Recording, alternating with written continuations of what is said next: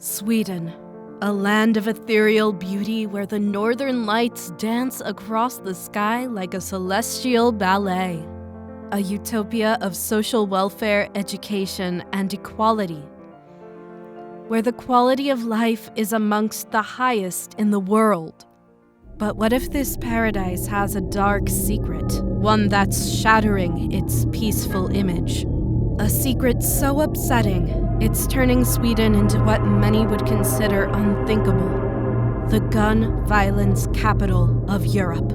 The numbers are staggering, and they're challenging the very essence of what Sweden represents. So how did this haven of peace become a hotbed for gun violence? What are the underlying causes pushing this idyllic nation to the brink? And more importantly, can it find its way back? Known for its high standard of living, excellent healthcare, and education, Sweden is often hailed as a model for other nations. Year after year, it ranks among the top countries in various global indices.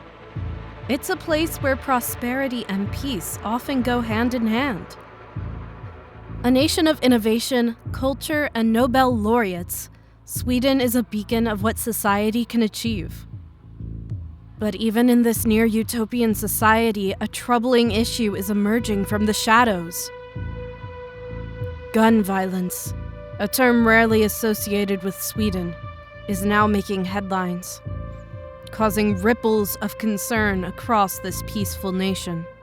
If it's stabbings or shootings or explosions, everything is increasing, and that's a scary development in my opinion. The question on everyone's mind is simple yet perplexing. How can a country so prosperous also become the gun violence capital of Europe?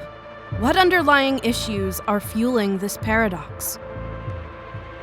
Picture perfect neighborhoods, children playing freely, and a sense of community that many countries envy. This is the Sweden we know. But when the sun sets, a different reality emerges.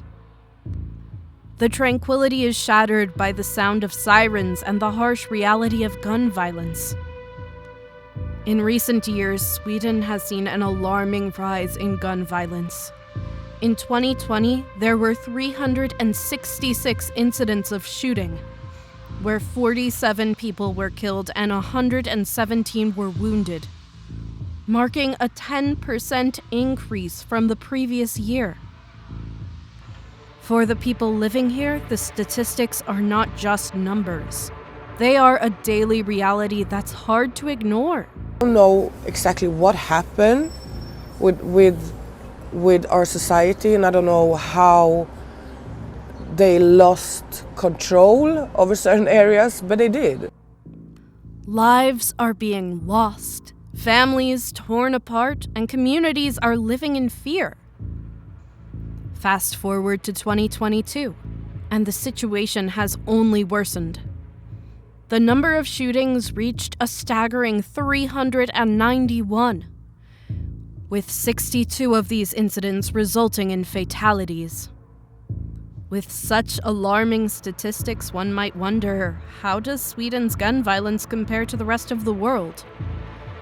Is it truly an outlier, or is this a reflection of a broader global trend?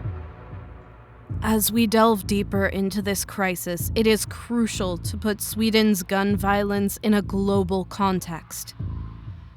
How does it stack up to its neighbors and the rest of Europe? When we look at the numbers, the contrast is stark. Fatal shootings in Sweden hit a record high of 61 in 2022, which is 6 times more than Denmark, Finland, and Norway combined. The Swedish National Council for Crime Prevention reported that of 22 European countries with comparable data, only Croatia had more gun deaths per capita over the last 4 years. Sweden's gun homicide rate is 2.5 times higher than the European average.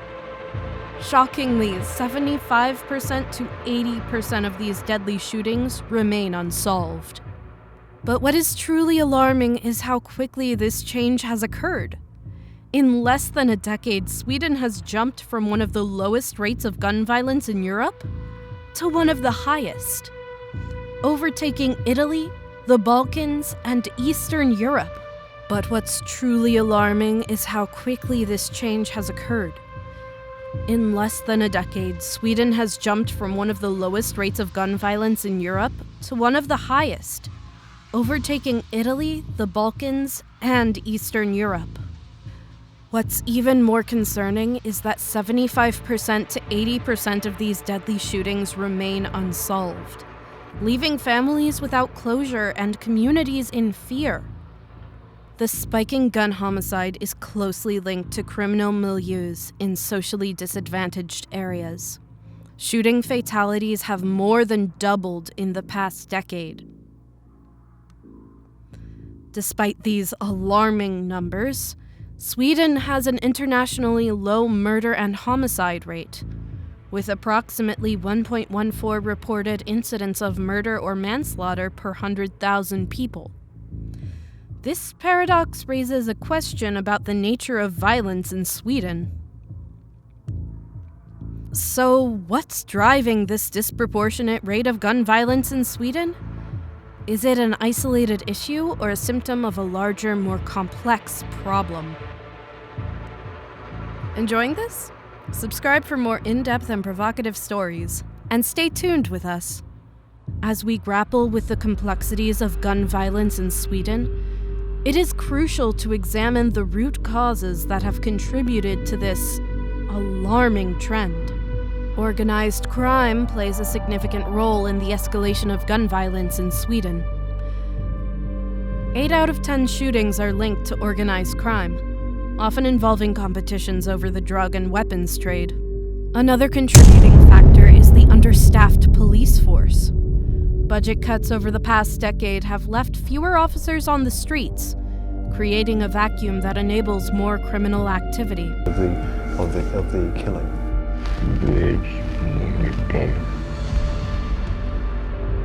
And how young were you when you first got hold of a weapon?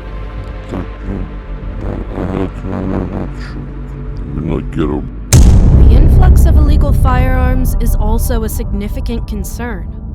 Despite stringent gun laws, it's relatively easy to smuggle guns into Sweden, with 3,000 illegal firearms reported in Stockholm alone.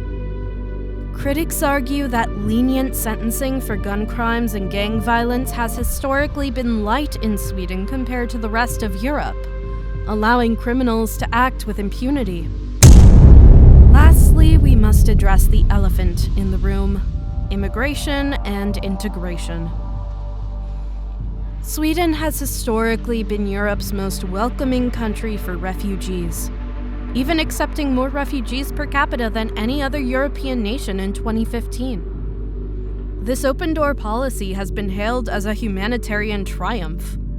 However, the system's failure to integrate these newcomers has had dire consequences. The lack of effective integration has not only led to social segregation, but also fueled a dangerous arms race among competing gangs in these parallel societies. The issue is complex and multifaceted. It's a dual-edged sword.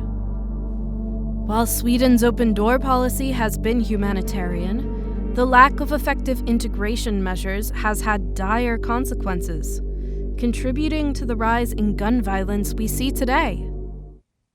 As we explore these intricate issues, we're left with more questions than answers. What steps can Sweden take to reverse this troubling trend? And what lessons can be learned on a global scale? As we delve deeper into the complexities of Sweden's gun violence crisis, we find ourselves at a crossroads. The questions are many, but the answers are elusive. What can Sweden, and indeed the world, do to navigate this intricate web of challenges? The cornerstone of any viable solution is acknowledgement, recognizing that the problem is real, that the existing system has shortcomings, and that transformative change is imperative. While policy changes are indispensable, they are merely a fragment of a larger, more complex solution. The path forward requires a synergistic approach, involving government bodies, local communities, and individuals in a concerted effort to build a safer, more inclusive environment. Integration is a collective responsibility that extends beyond governmental action. It involves creating inclusive spaces where everyone, regardless of their origins, feels welcomed and valued. Time is a luxury we cannot afford to waste. Sweden's situation serves as a cautionary tale that even well-intentioned policies can yield unintended, sometimes devastating outcomes. Effective execution, continuous scrutiny, and adaptability are key. In a world torn between the ideals of openness and the realities of security, between the beauty of diversity and the necessity for unity, the stakes are high. The answers we seek are not just about Sweden, they are about shaping the future of societies worldwide, each grappling with their own set of intricate challenges.